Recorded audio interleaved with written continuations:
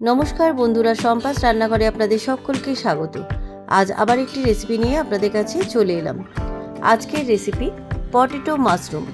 মাশরুমের স্বাদ হয়তো পাবেন না, তবে এইভাবে পটেটো মাশরুম একবার বানিয়ে খেয়ে দেখুন, বাচ্চা বড় সকলেরই ভালো লাগবে। তাই ভিডিওটা স্কিপ না করে পুরো রেসিপিটা দেখার অনুরোধ রইল। রেসিপিটা ভালো লাগলে আমাকে কমেন্ট বক্সে কমেন্ট করে জানাবেন। ভালো লাগলে লাইক বাটনটাও প্রেস করে দেবেন, আর আপনাদের বন্ধুদের মধ্যে আমার ভিডিওটাকে শেয়ার করে দেবেন। আর আমার নতুন বন্ধুদের কাছে অনুরোধ, আমার চ্যানেলটাকে সাবস্ক্রাইব করে পাশে থাকবেন। চলুন আর কথা না বাড়িয়ে কীভাবে আজকে পটেটো মাশরুম বানাচ্ছি রেসিপিটা দেখে নেওয়া যায়। পটেটো মাশরুম বানানোর জন্য আমি এখানে 3টে মিডিয়াম সাইজের আলু নিয়েছি। আলুগুলো খোসা ছাড়িয়ে আমি ছোট ছোট টুকরো করে কেটে নিচ্ছি।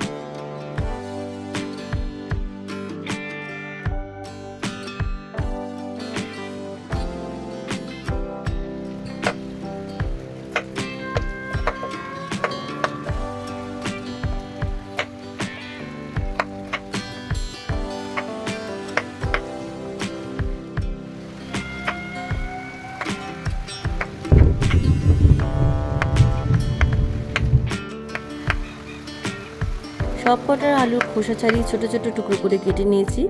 এবার একটা সসপ্যানের মধ্যে আলুগুলো দিয়ে ভালো করে ধুয়ে নিচ্ছি প্রথমে, তারপরে ইন্ডাকশানে আলুগুলো সেদ্ধ করে নিচ্ছি।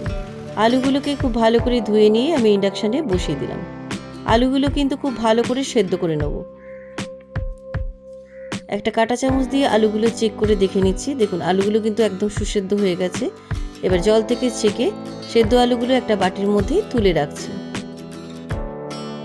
সেদ্ধ আলুগুলো জল থেকে ছেঁকে সবকটা তোলা হয়ে গেছে। এবার আলু সেদ্ধগুলো গরম থাকতে থাকতে একটা ম্যাশার দিয়ে ভালো করে ম্যাশ করে নিচ্ছি। আপনাদের কাছে যদি এরকম ম্যাশার না থাকে, আপনারা হাতা দিয়েও ম্যাশ করে নিতে পারেন। আলু সেদ্ধগুলো কিন্তু হাতা বা ম্যাশার দিয়ে খুব ভালো করে ম্যাশ করে নেবেন, যেন কোনো লাম্পস না থাকে। আলু সেদ্ধটা খুব ভালো করে ম্যাশ করা হয়ে গেছে। আমি এর মধ্যে দিয়ে দিলাম 1 বাটি কর্নফ্লোর। কর্নফ্লোরটা দিয়ে খুব ভালো করে আলু সেদ্ধের মধ্যে মেখে নিচ্ছি, আর অল্প অল্প জল দিয়ে আমি একটা স্মুথ ডো বানিয়ে নিচ্ছি।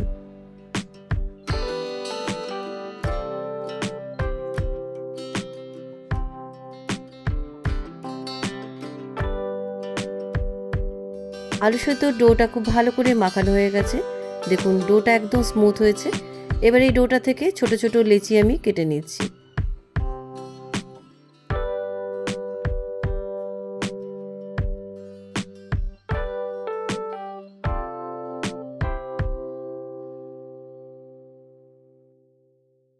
সব কটা লেচি আমার কাটা হয়ে গেছে। এবার লেচির বাটিটা সাইডে রেখে একটা প্লেট নিলাম। এবার একটা বাটিতে সাদা তেল নিলাম, আর একটা কাঁচের বোতল নিলাম। যে কোনো কাঁচের বোতল নিলেই হবে। এবার একটা লেচি নিয়ে হাতের মধ্যে একটু ফ্ল্যাট করে এবার কাঁচের বোতলের মধ্যে অল্প একটু সাদা তেল মাখিয়ে নিয়ে এবার মাঝখানে এভাবে চেপে দিলাম। দেখুন একদম মাশরুম শেপ হয়ে গেল। এইভাবে প্রত্যেকটা লেচি আমি মাশরুম শেপ বানিয়ে নিচ্ছি। আর আপনারা অবশ্যই কিন্তু কাঁচের বোতল নেবেন, কাঁচের বোতল নিলেই এটা ভালো হবে। দেখুন এইভাবে প্রত্যেকটা মাশরুম শেপ বানিয়ে নিচ্ছি।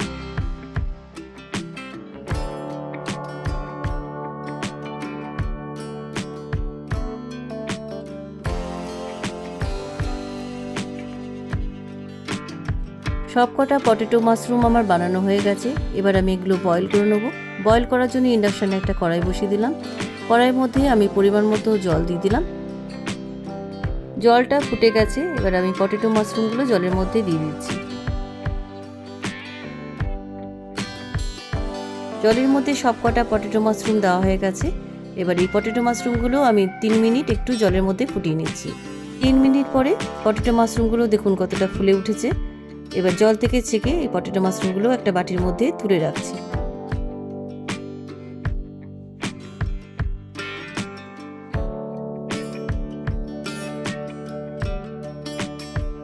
জল থেকে ছেঁকে সব কটা পটেটো মাশরুম তোলা হয়ে গেছে। এবার পটেটো মাশরুমগুলো ওভারকুক যাতে না হয়ে যায়, তাই ঠান্ডা জলের মধ্যে অল্প একটু বরফ কুচি দিয়ে দিলাম। এবার আমি পটেটো মাশরুমগুলো এই ঠান্ডা জলের মধ্যে ঢেলে দিলাম। ঠান্ডা জলের মধ্যে পটেটো মাশরুমগুলো 1 মিনিট রাখার পর আমি জল থেকে ছেঁকে তুলে রাখবো। এবার ইন্ডাকশানে একটা কড়াই বসিয়ে দিলাম। কড়াইয়ের মধ্যে দিয়ে দিলাম 1 টুকরো বাটার, আর দিয়ে দিলাম 1 টেবিল স্পুন অলিভ অয়েল। আপনাদের কাছে অলিভ অয়েল না থাকলে আপনারা সাদা তেলও ব্যবহার করতে পারেন। এবার দিয়ে দিলাম 1 টেবিল স্পুন রসুন কুচি। রসুন কুচিগুলো একটু অলিভ অয়েল আর বাটারের মধ্যে ভেজে নিচ্ছি। রসুন কুচিগুলো একটু ভাজা ভাজা হয়ে আসার পর আমি দিয়ে দিলাম 1.5 টেবিল স্পুন টমেটো সস, আর দিয়ে দিচ্ছি 1 tablespoon red chilli sauce, আর দিয়ে দিচ্ছি 1 টেবিল স্পুন সয়া সস। এবারে আমি এর মধ্যে দিয়ে দিচ্ছি 1 টেবিল স্পুন চিলি ফ্লেক্স। এবার সমস্ত উপকরণ খুব ভালো করে মিশিয়ে নিচ্ছি। আমি কিন্তু এর মধ্যে এক ফোঁটা লবণ দিইনি, কারণ সমস্ত সসের মধ্যে কিন্তু লবণ থাকে, তাই লবণটা আমি ব্যবহার করলাম না। তবে আপনাদের যদি লবণটা কম মনে হয় তাহলে আপনারা লবণটা ব্যবহার করতে পারেন। তেল আর বাটারের মধ্যে সমস্ত সসগুলো ভালো করে মেশানো হয়ে গেছে। এবারে দিয়ে দিলাম 1 টিস্পুন সাদা তিল। সাদা তিলটাও সমস্ত সসের মধ্যে ভালো করে মিশিয়ে দিচ্ছি। এবার এই সসের মধ্যে আগে থেকে ঠান্ডা জল থেকে তুলে রাখা পটেটো মাশরুমগুলো দিয়ে দিলাম। এবার সমস্ত সসের মধ্যে পটেটো মাশরুমগুলো দিয়ে 2-1 মিনিট একটু নাড়াচাড়া করে নিচ্ছি।